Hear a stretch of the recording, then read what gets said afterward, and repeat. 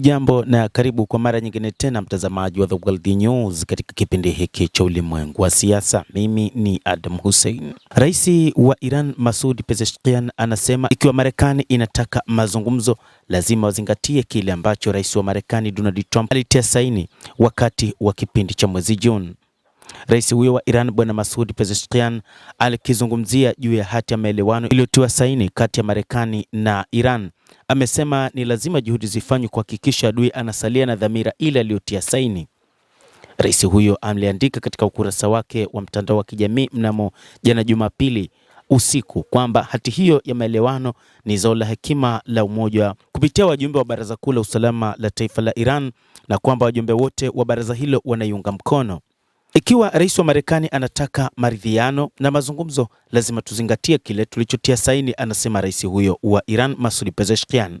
Aliongeza kuwa ninaamini mkataba huu utakuwa msingi wa uhusiano wetu wa nje katika siku zijazo. Ni lazima tujitahidi kuhakikisha kwamba adui anaendelea kujitolea kwa kile ambacho ametia saini. Pezeshkian pia amesisitiza kwamba mkataba huo utaimarisha usalama wa Iran na eneo la washirika wa Iran.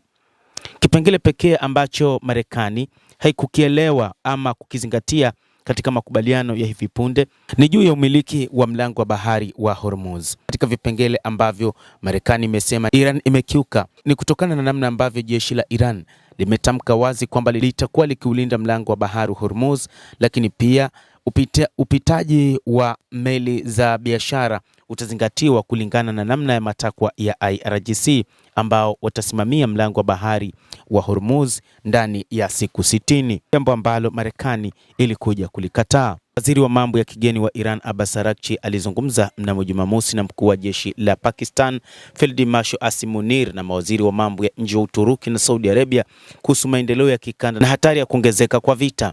Araghchi aliongeza kwamba shambulizi lolote jipya la Marekani au Israel au yeyote ambaye ataunga mkono kutoka nchi za kanda hii litakabiliwa na jibu madhubuti na sawia, akisema Iran iko tayari kutetea mamlaka yake, uadilifu wa ardhi na usalama wake.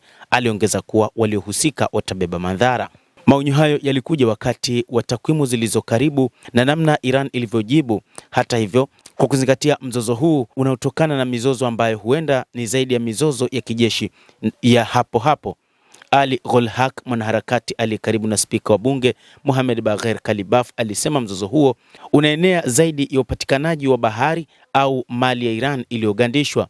Marekani inadai kusitishwa kwa muda mrefu au hata kudumu kwa urutubishaji wa uranium na kuhamishwa nje ya nchi kwa takribani kilo 400 za uranium iliyorutubishwa, masharti ambayo Tehran ilikataa kuyakubali. Kampeni kubwa ya kawaida ya ulipuaji wa mabomu dhidi ya vituo vya nyuklia vilivyobaki vya Iran au mashambulizi kwenye miundombinu ya nishati ya Iran haitawezekana na kubadilisha hesabu ya kimkakati ya Iran.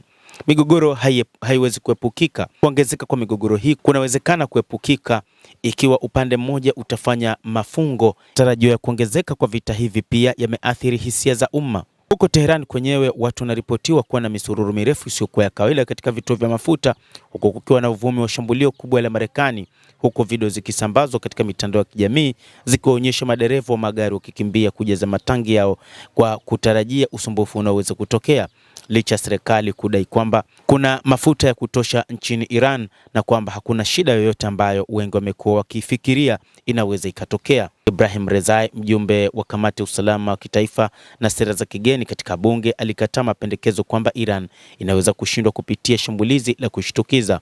Ikiwa Iran itapigwa, tutarudisha eneo lote na vifaa vyake kwenye enzi ya mawe, aliandika na kuongeza, ni kwa faida yao kutofanya ujinga kama huo. Endelea kutufuatilia mtazamaji, lakini nikusihi usisahau kulike, kucomment, kadhalika kusubscribe channel yetu hii ili upate habari hizi kwa mapana kupitia The World News. Naitwa Adam Hussein.